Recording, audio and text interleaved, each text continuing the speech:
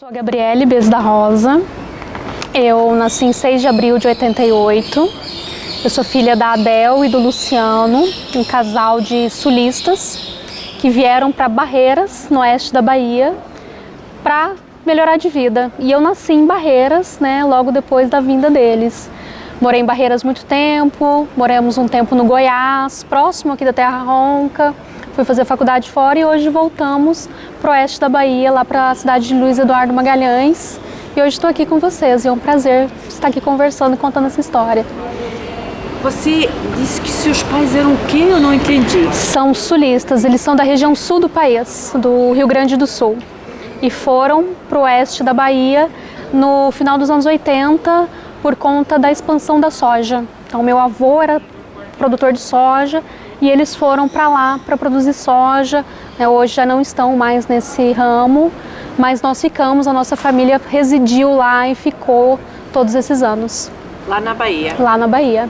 Diz para mim, você tem ideia de quando seu avô se fixou na Bahia para produzir soja? Ele foi em 84. Foi a primeira vez que ele foi, né? Foi ele e meu pai primeiro. Depois minha mãe foi para acompanhar meu pai. E aí eu nasci depois. Você é filha única?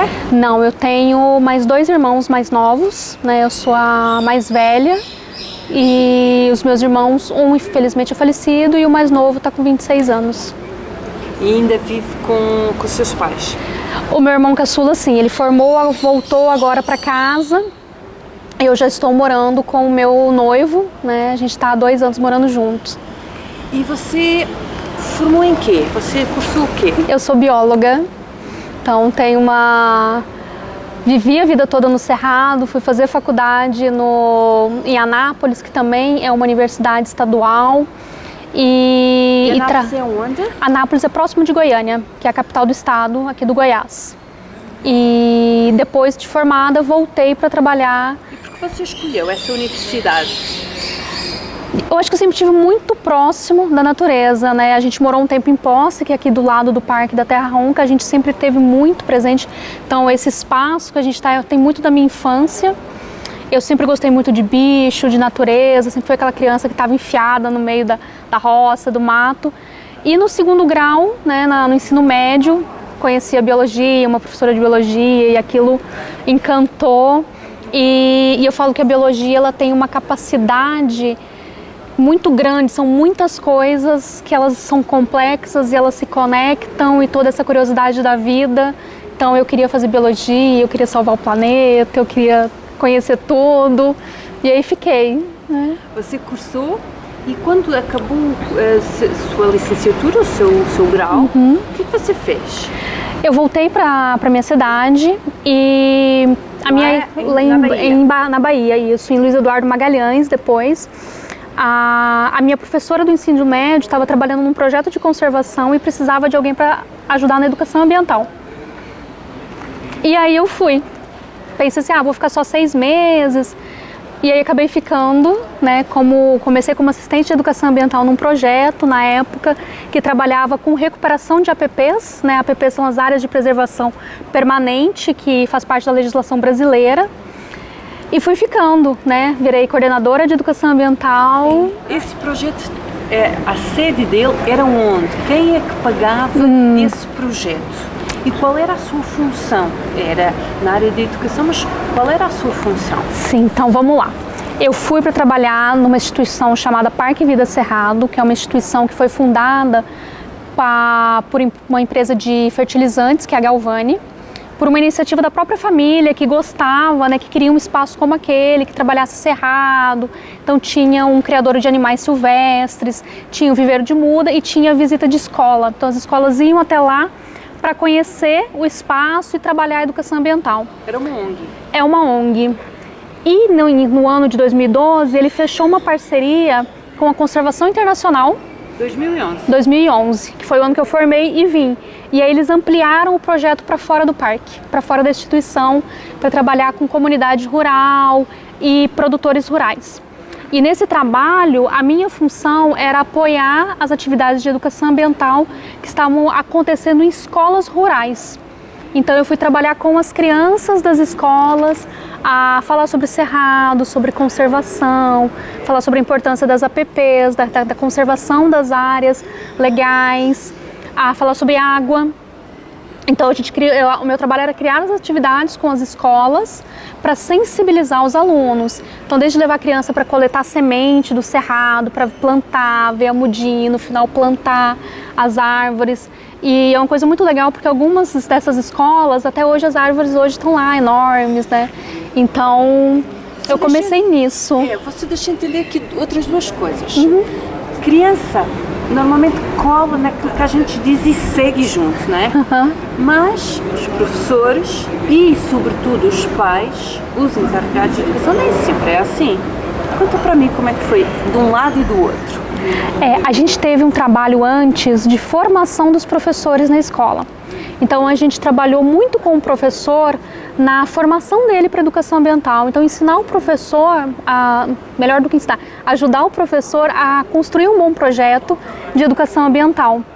Então, desde o começo, de como que ele ajuda a escolher o tema, de sensibilizar a turma, de envolver as crianças naquele projeto, de acompanhar as atividades, ver se está funcionando, se não está. Então, a gente conseguia trabalhar tanto com o professor, quanto com a própria criança, levando material, levando as crianças para conhecer os animais, fazendo trilha, né, em espaços naturais, para estimular realmente para que as crianças pudessem olhar para o cerrado e dizer, nossa, eu estou num lugar muito especial. Né? Então todo o trabalho nosso sempre foi em cima disso, mostrar o quanto que o cerrado é bonito, o quanto que ele é importante em termos de biodiversidade, produtor de águas, e como que as pessoas que moram no cerrado são privilegiados por estarem aqui. E os pais, não é? Porque você estava numa zona rural e eu acho que os pais nem todos viriam com bons olhos uma menina entrar ali e falar sobre a sua terra. Como foi isso? Os pais a gente envolveu muito por meio das crianças. Então as crianças, o que eles viam e faziam, eles levavam para casa aquilo e cheio de encantamento. Então tinha muito trabalho que a criança tinha que perguntar para os pais, né? Como é que era antes, o que você fazia, os pais ajudarem a construir, a conhecer uma planta, né? Teve um trabalho numa das escolas que a gente trabalhou com plantas medicinais do tempo das avós. Então você vai envolvendo as famílias ali, vai juntando aquele conhecimento tradicional que está lá, e aí no final você faz aquela demonstração linda, aquelas apresentações, e os pais veem as suas crianças apresentando, dá voz para aquelas pessoas também falarem, contarem as suas histórias, e assim você torna aquele ambiente mais amigável, né? Este projeto durou quanto tempo? Ele durou 2 anos com a conservação, né? E você teve quantas escolas? Nesse projeto foram 2 escolas rurais e uma escola urbana, né? Foi um desafio depois quando a gente trouxe esse universo do rural para dentro da urbana, mas também foi bem interessante. E onde é que elas se localizavam? Qual era a sua localização? No município de Luiz Eduardo Magalhães, é o extremo oeste da Bahia, na divisa já com Goiás. E aí você tinha uma influência muito baiana, não era tão de cerrado, não é? Havia muita presença de quilombola? Então, como era isso? O município de Luiz Eduardo, Barreiras, tem pouca influência quilombola. Ele tem uma presença muito grande do imigrante sulista que veio nos anos 80 para lá. Então é uma região um pouquinho diferente da Bahia, as pessoas sempre comentam, nossa, nem parece Bahia aqui, por conta dessa imigração que teve a partir da soja. Você vai ter esses movimentos quilombolas e outros em municípios como São Desidério, para frente de Barreiras, e nessas localidades mais diretas, eles são menos percebidos.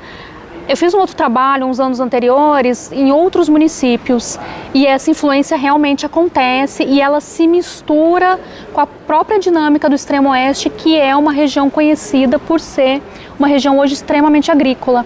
Então, e trabalhar essa dualidade é muito importante para que a própria comunidade se reconecte, se entenda de fato como uma comunidade. Então, nesse trabalho que a gente fez, o desafio era justamente isso. Era entender que você está dentro de um mosaico agrícola, muito forte no país, mas que existem as populações tradicionais, quilombolas, aldeias indígenas, e que elas precisam coexistir ali.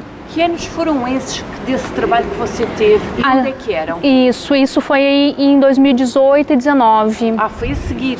Isso. Acaba em 2013, não é? Isso. E o que é que você faz? Depois eu continuei no parque como educadora ambiental, atuando em alguns outros projetos da própria instituição. Nós tínhamos um trabalho muito forte com as escolas que visitavam o parque. Qual era? O Parque Vida Cerrado, que é a instituição, a organização. E uma média de 2.000 crianças por ano que passam no parque.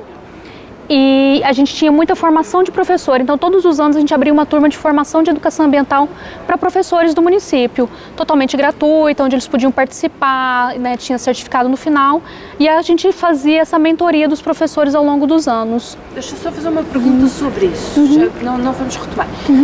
Os professores aderem porquê? Porque eles precisam desse diploma para progredir na carreira de professor.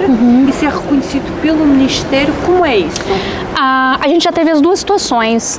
Até um certo momento havia uma política na Secretaria de Educação que quanto mais certificados eles iam ganhando pontos e iam fazendo progressão. Mas eu tinha professores que tinham uma adesão voluntária, que queriam aprender sobre educação ambiental e queriam fazer o curso do parque para estar naquele ambiente, e o parque foi se fortalecendo como um espaço realmente de educação ambiental. E em 2011 você deixa este projeto, mas continua no parque a receber as crianças. Isso, o projeto encerra, né? Então a parceria encerra, né? A gente finaliza o projeto, mas o parque continua com a sua atividade normal, né, sua atividade diária, que era principalmente as visitas, né, das crianças, da comunidade, e a formação de educação ambiental. Então eu passo a trabalhar realmente, aí eu assumo realmente dentro da instituição a função de coordenar os trabalhos de educação ambiental que estavam acontecendo ali dentro. Qual era a principal demanda? Qual era a principal preocupação num parque que recebe 2.000 crianças por ano? Principalmente que as crianças chegassem lá, né, o estudante chegasse lá e saísse de lá encantado. Então, quando a gente estava fazendo formação dos monitores, que acompanhar, porque toda visita lá tem um monitor que acompanha, que conta a história do parque, que conta sobre cada animal que está lá, sobre a vegetação, mas a prioridade sempre foi: as crianças precisam chegar aqui, elas precisam sair daqui encantadas com o que elas viram e com aquele sentimento de que elas estão num lugar especial e por isso que elas precisam cuidar. Então a ética do cuidado fez parte de toda essa trajetória do trabalho do parque, né, que está fazendo esse ano 18 anos de trabalho. Né? Então a gente tem todo esse cuidado ali em trabalhar com essas crianças, a sensibilização delas, para que elas sejam adultas, né, mais conscientes do papel delas no cuidado do meio ambiente como um todo.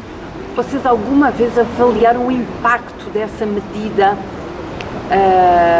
em alguma das suas iniciativas, em algum dos seus anos? A gente tem ainda um pouco de dificuldade para fazer isso, mas a gente teve em alguns momentos, alguns trabalhos que a gente conseguiu medir nas escolas, do tipo, as turmas que foram para o parque, que visitaram, como foi o pós-visita? Então, elas reduziram o lixo, o comportamento, né? E a gente sempre teve uma resposta positiva, tanto dos pais, das crianças, que a gente fazia com questionário e com entrevista também com os pais, quanto com os professores. Assim, olha, as crianças trabalharam melhor os temas, né, de meio ambiente depois da visita do parque, mas isso sempre foi feito de uma forma não realmente como deveria. Eu sempre brinco que falta braço para a gente terminar esse tipo de trabalho, né? Bom, estamos em 2013, como estávamos a dizer, você está na direção da educação ambiental e você vai ficar nessa função até quando? Eu fico nessa função até 2018, quando eu assumo a coordenação do parque.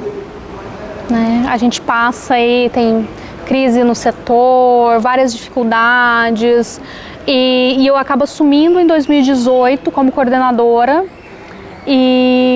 Quantas pessoas você tem a trabalhar no parque em 2018? Em 2018 nós estávamos com uma equipe de 10 pessoas. para uma área de... São 11 hectares, na época eram 20 animais mantidos, né, na instituição, mais a parte da educação ambiental, né?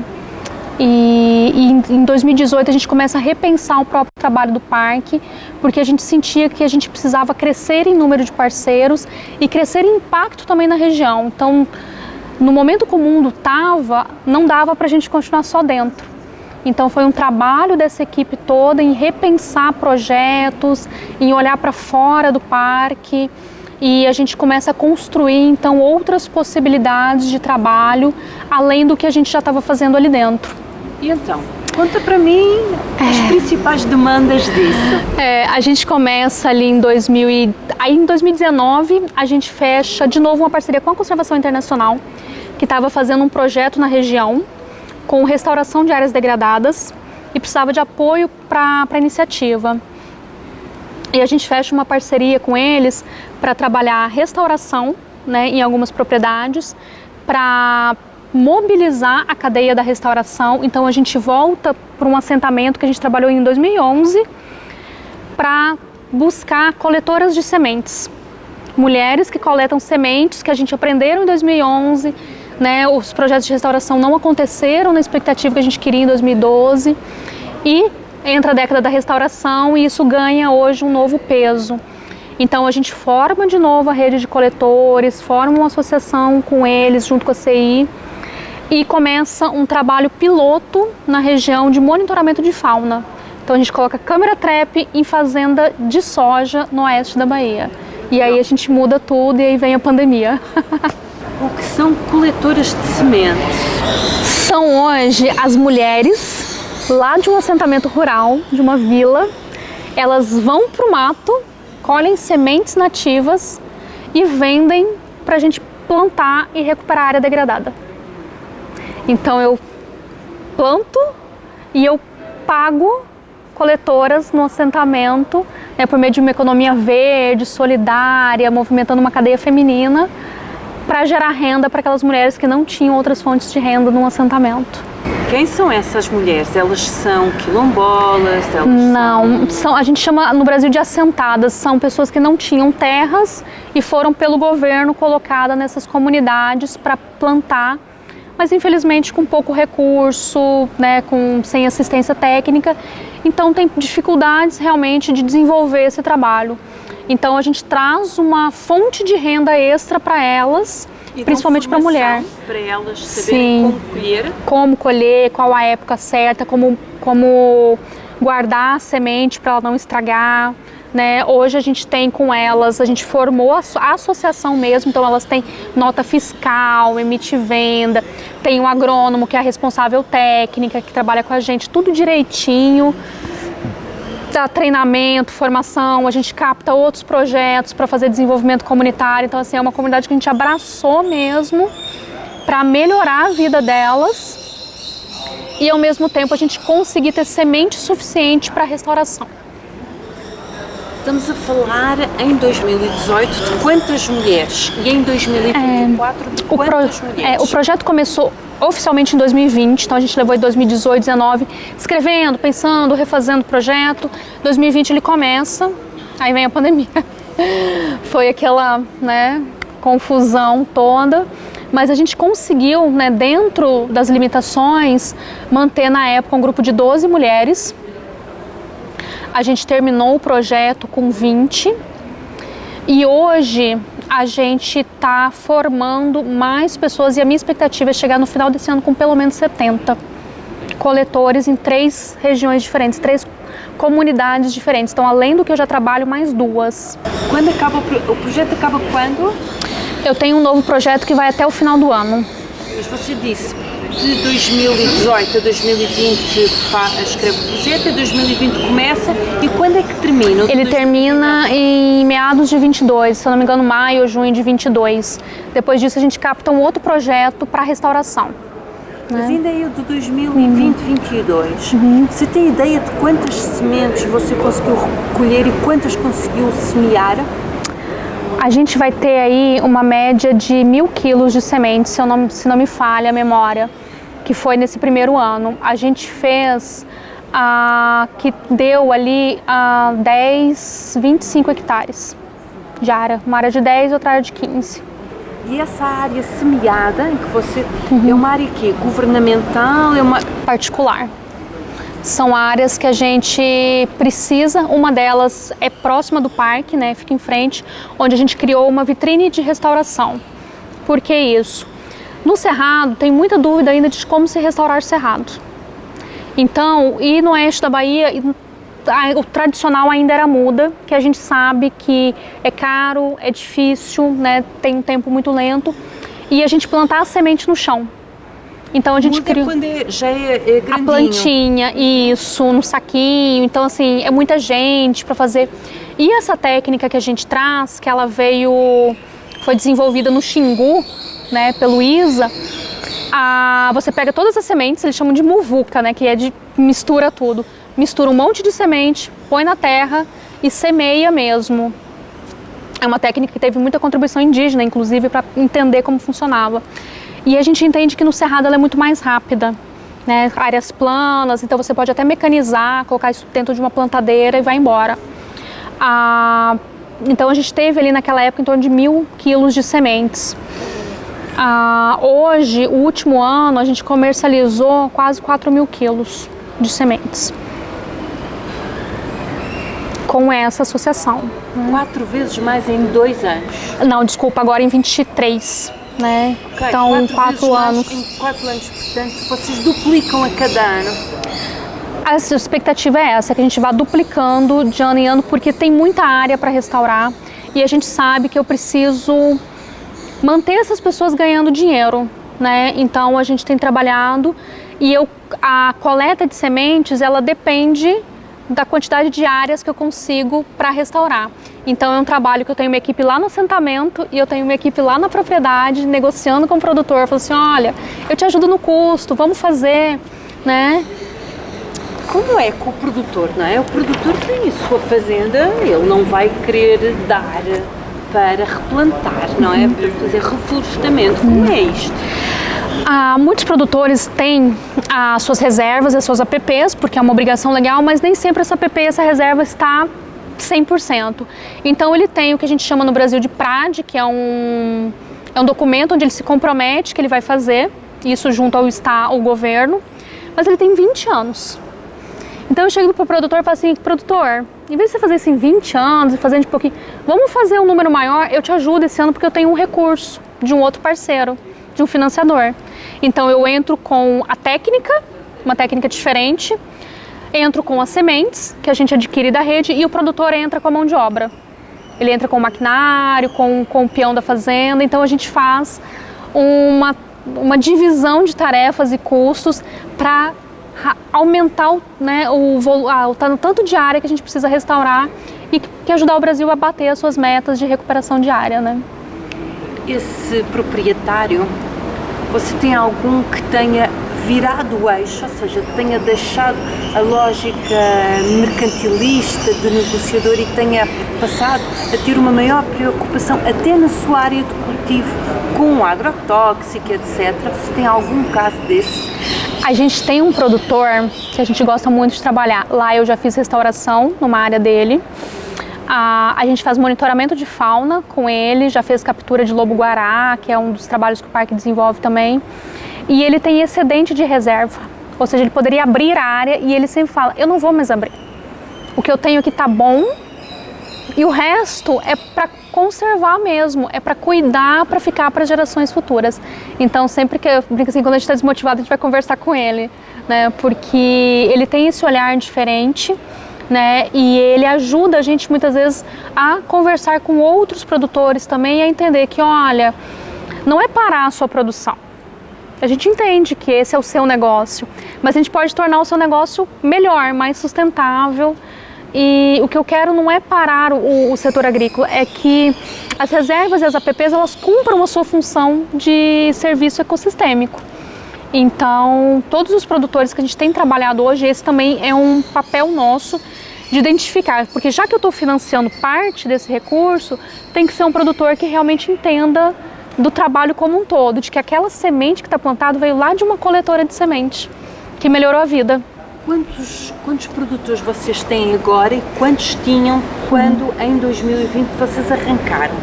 A gente tinha um produtor em 2020 para restauração e 5 com monitoramento. Hoje a gente mantém os 5 de monitoramento de fauna, mas eu estou com pelo menos hoje umas 8 fazendas de restauração. Então a gente está indo para esse ano, a meta para esse ano são 300 hectares. A gente já está em torno de 150 hectares já negociados. Então... É muito curiosa esta evolução em tão pouco tempo, não é? Ajudem a entender que várias tarefas então vocês têm. Você vai falar desculpa, a gente falou em 8 pessoas, hoje eu estou com 21. Então a gente também conseguiu crescer a equipe para eu conseguir ter braço. Isso. Então, deixa eu entender melhor. Quais são as funções do parque neste momento, não é? Porque você falou aí de monitorização, reflorestação. Ajuda-me a entender, porque eu não sou bióloga. Sim, e muita gente fala também, o parque hoje é uma das poucas instituições que tem um leque de trabalhos. Então eu tenho o parque interno, que tem os animais, né, mantidos sob cuidados humanos. Eu tenho o trabalho de educação ambiental das visitas, que acontece no meu espaço ali. E eu tenho projetos fora do parque acontecendo. Então eu tenho hoje um projeto de desenvolvimento comunitário num assentamento com 300 famílias, né? E tem um financiador e um projeto específico para isso, uma equipe específica para isso. A gente tem um projeto, eu tenho 2 parceiros para projetos de restauração, né? Um deles é o World Business Council, onde eu tenho tradings, né, de grãos que financiam um projeto de restauração na cadeia agrícola e monitoramento de fauna. Eu tenho um projeto de reabilitação e soltura de lobo-guará. Então a gente fez a primeira soltura de lobo-guará em área agrícola, né? A gente tem no país, foi o segundo, né? Teve um que foi na Serra da Canastra em 2016, a gente fez um em 22 e fez um em abril desse ano. Então a gente trabalha com o lobo-guará como nosso animal símbolo, e eu tenho o trabalho, né, também do monitoramento de fauna, que aí são as câmeras, né, nas fazendas para registrar fauna e a captura dos lobos-guarás. Então a gente captura eles em vida livre, faz a parte de saúde, coleta sangue, pelo, para fazer o índice realmente de saúde da região. Então a gente está criando uma linha de base, tanto da biodiversidade desde 2020, eu tenho fazenda com câmera desde 2020, e de saúde desses animais. Por ser um carnívoro, topo de cadeia, a gente conseguir rastrear a saúde dele num mosaico agrícola. Quantos animais vocês conseguem captar atualmente? Dá uma média de 3 a 4 animais por projeto, né? De lobo-guará, isso. A gente pega, faz toda a parte, né, de saúde animal, coleta sangue, pelo, coloca o rádio colar nele e solta ele na mesma área que ele vive. E aí, porque esses colares estão fornecendo informações de como que o lobo está vivendo na agricultura. A gente se fala do mosaico agrícola, porque uma vez é soja, milho, sorgo, né? Então a gente consegue entender o quanto que isso está realmente mexendo na dinâmica dele. É fácil avaliar o impacto desse tipo de políticas rapidamente, não é? Porque você consegue aferir como é que eles sobrevivem, onde. Isso, e a gente escolheu o lobo-guará porque é um animal que a gente tem o trabalho na Serra da Canastra há mais de 20 anos, com Sou Amigo do Lobo. E a gente tem um outro projeto também da Procarnívoros com café e cana. Então a gente tem comparado a dinâmica de vida dele na soja, né, numa região como a nossa, com outras áreas, com outras culturas. Então conta para mim, quais são as principais diferenças? O que é que vocês já conseguiram descobrir? Ele anda mais. Isso foi uma coisa assim, muito nítida desde o primeiro animal. Então ele precisa se deslocar mais. E isso foi onde acendeu o alerta. Opa, as reservas precisam melhorar. Então quando a gente vai fazer um projeto de restauração, a primeira coisa que a gente pensa, o que o bicho vai comer? Qual que é a planta que vai dar fruta primeiro? Então tudo isso a gente conseguiu trazer para dentro da restauração essa informação. Se o lobo está andando mais, outros animais também estão andando. Se ele anda mais, ele está gastando mais energia e está se expondo mais a atropelamento, que hoje é uma das principais causas de perda de indivíduos no Brasil, né? E não só no Brasil, mas o atropelamento hoje é muito sério. E se o animal anda mais, ele está mais exposto a outros conflitos. Então, a gente tem trazido essa informação lá para a equipe de restauração. Eu falei assim, olha, esse projeto de restauração precisa alimentar, precisa dar comida para bicho, para ele ficar lá na reserva. Ou pelo menos andar um pouco menos. Todas essas conclusões que você está contando para a gente, como é que elas chegam no governo de Brasília, não é? Qual é o impacto delas numa política pública nacional? A gente tem uma relação muito forte com o Instituto Chico Mendes, o ICMBio, tanto que um dos analistas acompanha de perto o projeto, ele ajudou a gente a montar o projeto de lobo.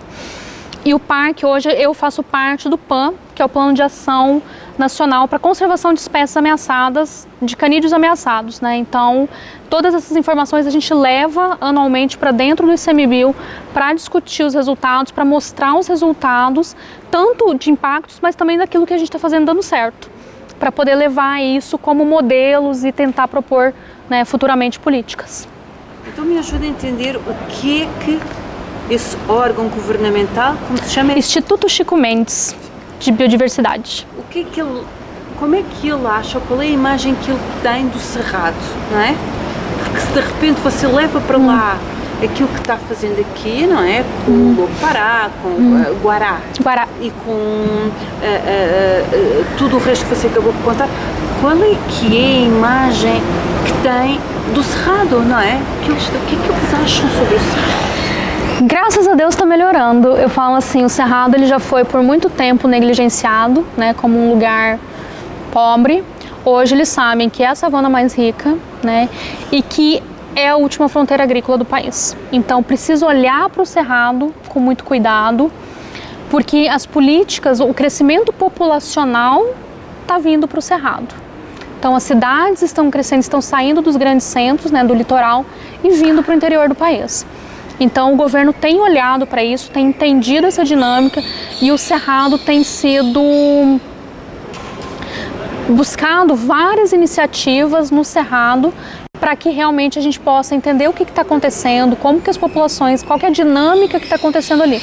Então a gente percebe uma maior preocupação nos últimos anos do... Que iniciativas são essas que você está falando? Próprias iniciativas como o parque, né, ou outras organizações que trabalham no Cerrado, como que a própria expansão agrícola está acontecendo, a expansão imobiliária está acontecendo para essas cidades e crescimento da própria malha viária. Então, assim, isso tem sido buscado um entendimento maior sobre isso e tentar, inclusive, financiamentos, né? A gente tem alguns fundos hoje que têm favorecido, por exemplo, projetos de restauração no Cerrado. Né? Buscado olhar, antigamente, os fundos eram sempre para a Amazônia ou para a Mata Atlântica. Hoje a gente vê um número maior de financiamentos e investimentos em projetos no Cerrado. Gabriela, o Cerrado é uma zona que tem dois estados, não é? Pelo menos dois, não é? De um lado a Bahia, uma parte da Bahia, você está contando para mim agora, do outro Goiás, não é? E é um território bem grande. Você acredita, você acha que há algum órgão que junte todos estes intervenientes, todos estes atores, todas estas instituições em torno do Cerrado para definir uma política pública para o Cerrado? A gente ainda não tem, porque além de Goiás a gente ainda tem Minas com Cerrado, São Paulo com Cerrado, né?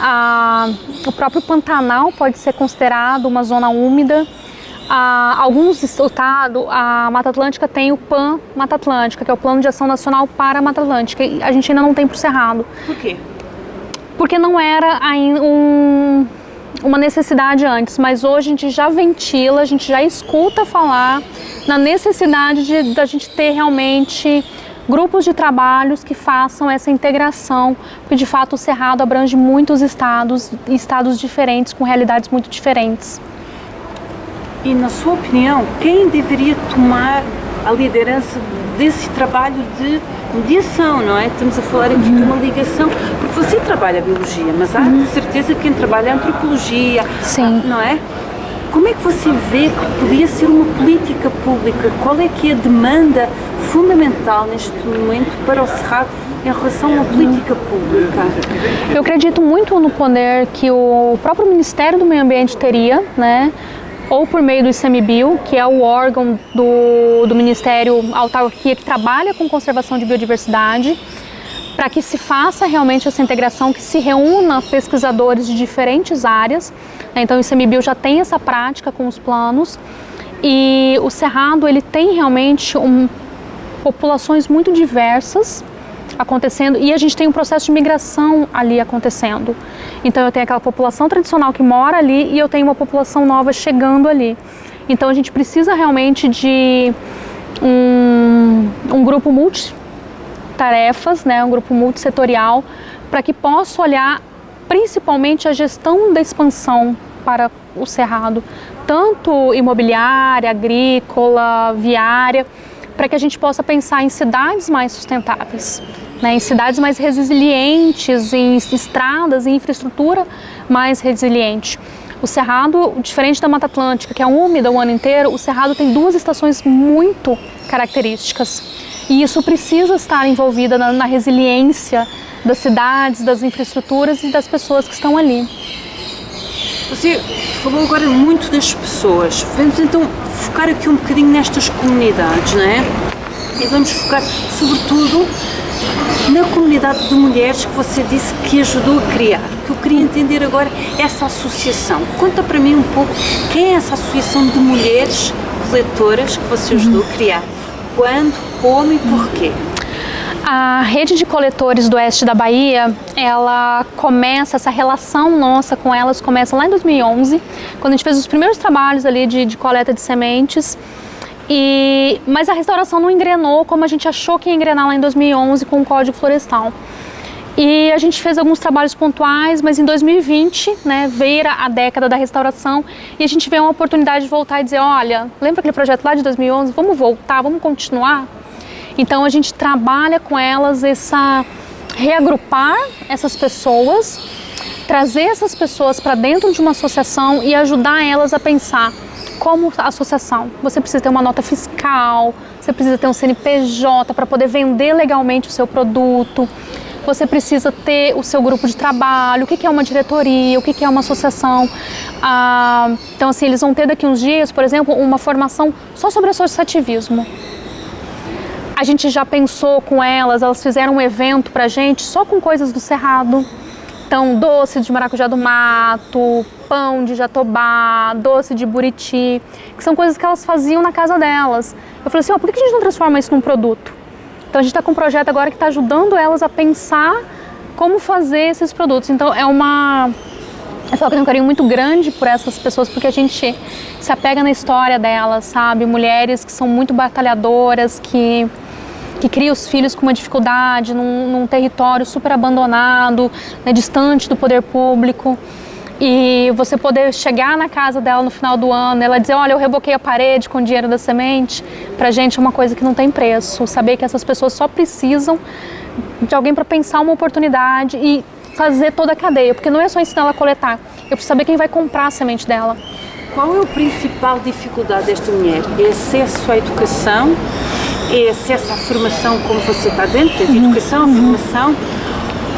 Ou é um problema dentro de casa? A dificuldade de se afirmarem pelos seus maridos, a dificuldade de gerir uma casa tomar conta das crianças? Qual é a principal dificuldade?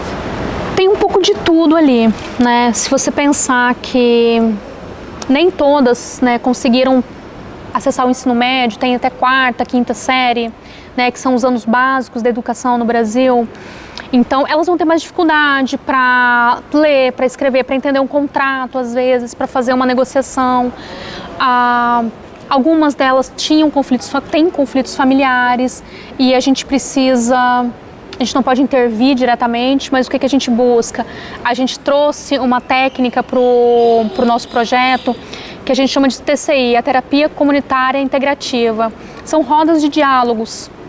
Então a gente leva para a comunidade essa roda com o terapeuta e eles vão falando os seus problemas. E elas conseguem, a gente já percebeu assim, elas conseguem descobrir que às vezes a vizinha pode ajudar, ou a vizinha estava precisando só de uma atenção. Então isso melhora o próprio relacionamento da comunidade, fortalece elas para se autoajudarem.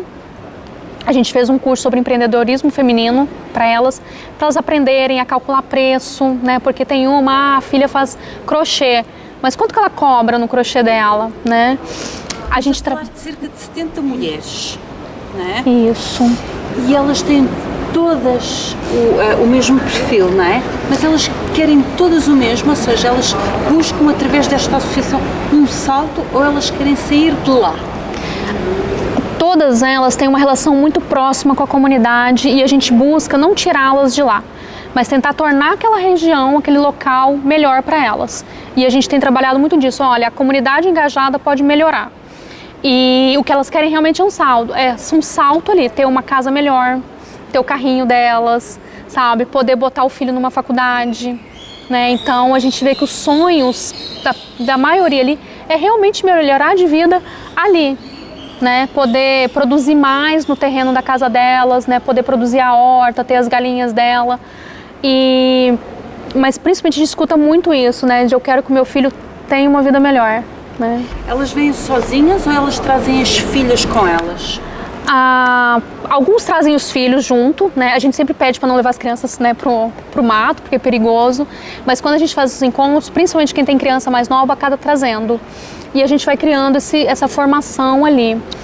Os jovens ali estão muito desmotivados, então a gente tem buscado alguns mecanismos para trazer os jovens também para participar da vida em sociedade primeiro, né? Jovens, homens, raparigas e rapazes. Isso, a gente o grupo não é exclusivo de mulheres, apesar da gente ter 98% de mulheres trabalhando.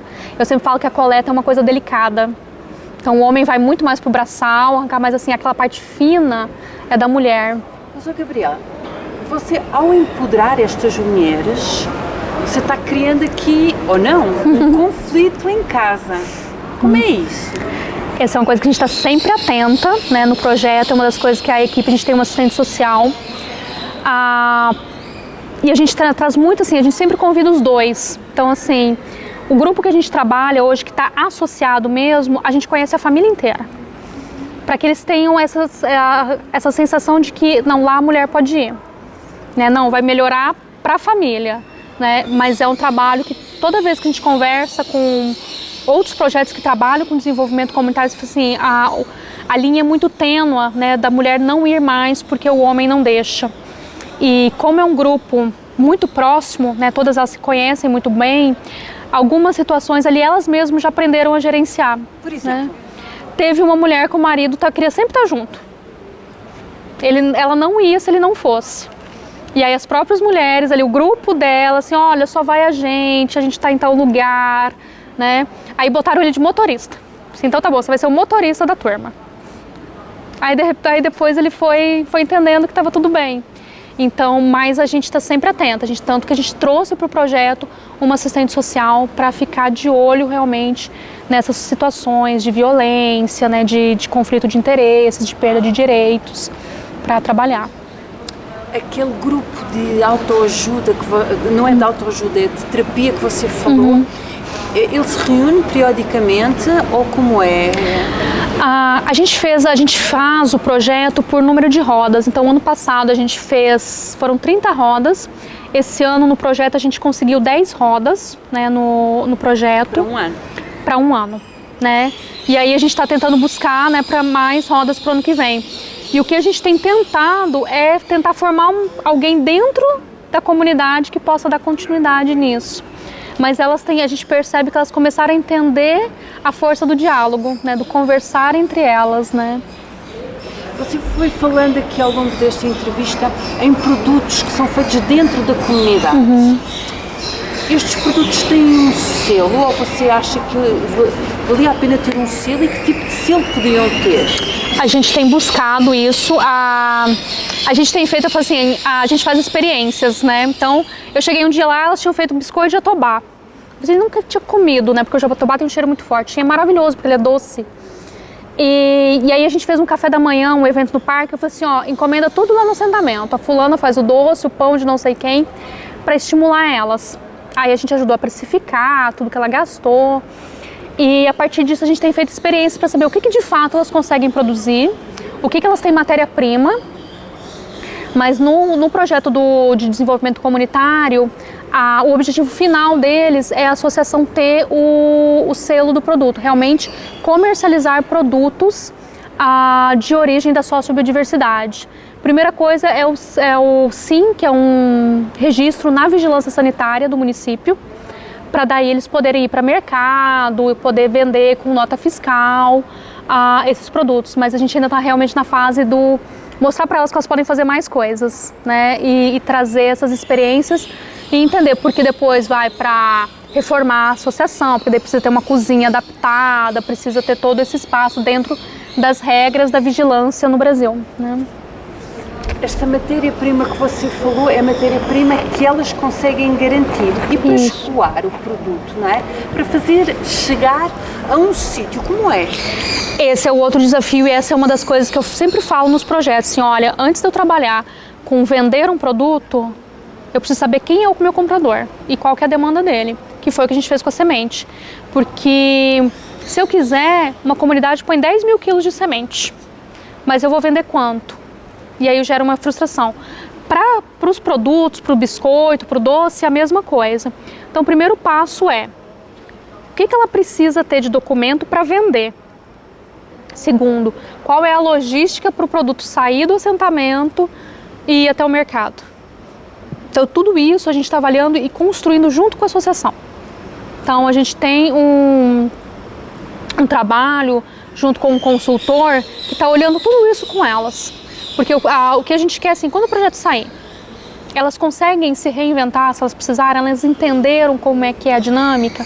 Olha, lá no assentamento, na beira da BR, tem um restaurante. O restaurante pode botar produto dela, o que ele precisa? O que elas precisam garantir? Então, tudo isso a gente está construindo junto com elas. A gente já falou nas mulheres, já falou na questão da educação. Agora, deixa eu entender isto tudo dentro daquilo que é o selo Unesco, dentro daquilo que é o território das reservas da biosfera. Não existe um selo de reservas da biosfera. O que é que você pensa sobre isso?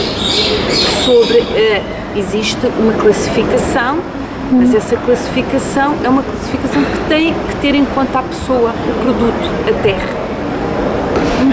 Conta-me do lado de uma bióloga o que é que se passa em relação a esta questão do selo ou de um eventual selo da reserva da biosfera?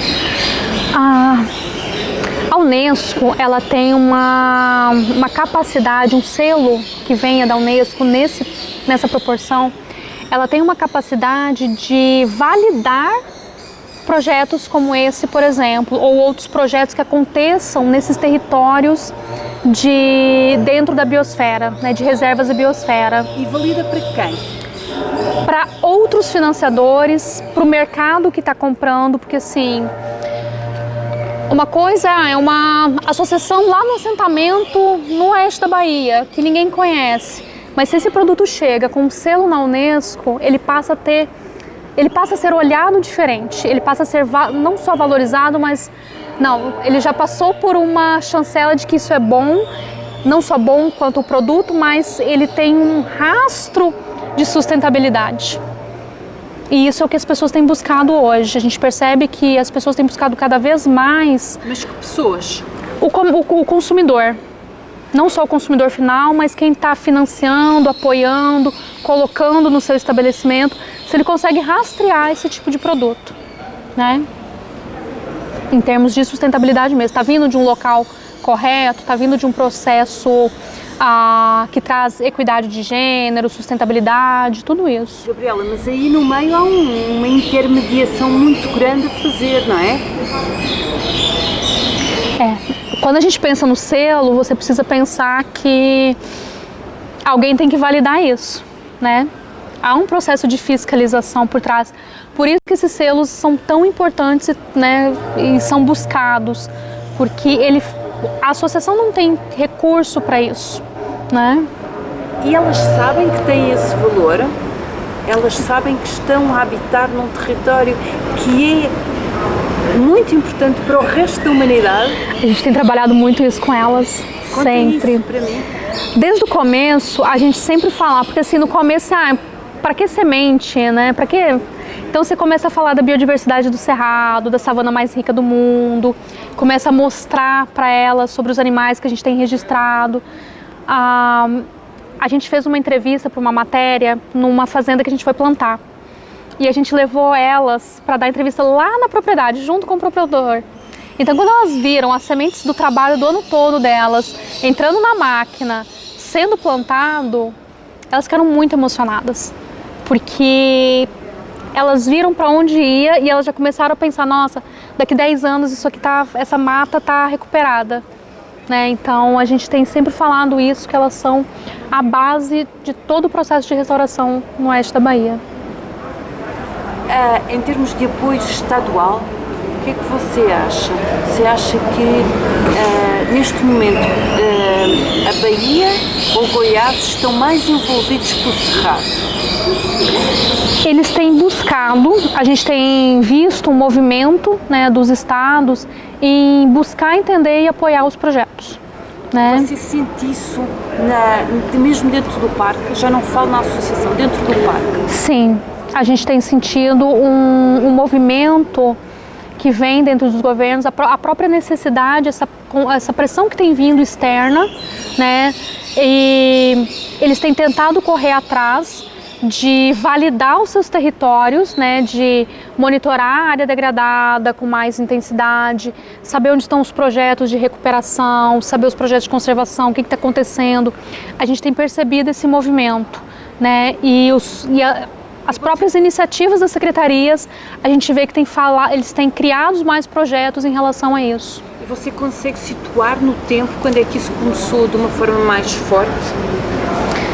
Eu falo que desde a pandemia, porque por mais que a gente tenha hoje um governo mais ambiental, a pressão externa, principalmente falando da minha região, que é uma região agrícola, ela já vem de antes. Então, a própria década da restauração, lá em 2020, já fez um movimento de que, olha, a gente precisa monitorar melhor as áreas, a gente precisa entender melhor o que está acontecendo. A pressão, né, sobre a cadeia da soja, né? Então, a Europa falando que não vai mais comprar soja de áreas desmatadas. Então, isso tem feito com que a cadeia econômica force os estados a regularizar tudo o que eles precisam e validar todo o trabalho que está acontecendo. Você, dentro do parque, sente alguma dessas pressões no sentido exatamente contrário, que é, chega para lá, não interessa isso não, vá, deixa para lá? No passado a gente já escutava mais, que isso não vai dar em nada, isso não vai acontecer. Hoje a gente vê que o movimento, assim, eles estão vendo que não, é sério. Né? Então a gente já tem produtor que, eu ia abrir área, mas não vou mais, porque senão eu não vou vender. E não vai vender por quê? Porque a Europa está pressionando as tradings a não comprar soja que vem do desmatamento. E como é que vocês podem provar isso? Está sendo um desafio das tradings, porque ela está tendo que rastrear a cadeia dela no seu cliente, né, olhando documentação, shape, então assim, cliente a cliente, eles estão tendo que monitorar. Se você pudesse dizer o que é viver ou o que é ser do Cerrado, o que é que você dizia que era? Eu falo que viver no Cerrado é aprender, antes de tudo, a resiliência. Cerrado tem uma capacidade de ensinar a gente a esperar o seu ciclo, da seca, da chuva, sabe, da florada das plantas. É tudo tão sincrônico e as coisas acontecem, né? A própria resistência dele ao fogo, né, que ele consegue retornar. Então eu sempre falo, viver no Cerrado é você ser resiliente. E a gente trabalha isso muito na equipe, né? Olha, a gente tem que ser resiliente igual o Cerrado. Né? Deu ruim, acalma, né? Vai chover de novo, a gente vai rebrotar de novo e vamos lá. Né? A gente precisa aprender. Você está falando de uma missão. De onde vem essa missão que você sente e que você acabou de me contar? Eu acho que veio desde sempre, sabe? Desse trabalho todo, né? São mais de 12 anos trabalhando com isso. não perder na fé. Eu sempre falo, eu sempre tive muita fé de que a gente vai chegar lá, né? Então, acreditar nas pessoas, né? Naqueles momentos mais difíceis eu lembro dos animais que a gente tem lá, das pessoas do assentamento que estão acreditando na gente, da equipe que está comigo, né? Então, de que eles acreditam realmente que a gente vai passar por todas as dificuldades e que a gente vai ser resiliente sempre. E não, eu sempre falo, não dá tempo da gente desmoronar. É o eterno levantar, sacode a poeira e vai, né? Sempre fui assim. Você falou do fogo, falou da água. Você tem brigada anti-fogo dentro do parque ou à volta do parque? À volta do parque. Como eu falei bem no começo, o parque ele foi formado por uma empresa, né, uma indústria de fertilizantes, e ela tem uma brigada industrial muito grande, né? Então, há 15 dias atrás, inclusive, a gente fez um treinamento lá no parque mesmo de combate florestal, né? Então, sempre que a gente precisou, a gente acionou o PAN, que é o Plano de Ação Mútuo das empresas. Então, são acho que umas 12 empresas na cidade que têm brigadas, e sempre que a gente precisa, eles estão prontos ali. Eu falo assim, o parque é o primeiro que eles vêm, né? E eles são dali de perto ou vieram de outros sítios? Ou seja, eles pertencem à região? Pertencem à região, né? Estão ali. E sobre a água, você foi o elemento que menos falou. Porquê? Verdade, eu acho que porque a gente não trabalha diretamente com água, né? Parece estranho isso, mas toda vez que a gente pensa em restauração, um dos motivos é justamente conseguir fazer a manutenção hídrica, uma vez que o Cerrado tem uma importância única no país de ser a grande produtora de águas, né? Fazer essa reserva de água. Mas diretamente não é o nosso trabalho, né? A gente abriu mão disso para olhar para as outras questões que indiretamente estão relacionadas à água.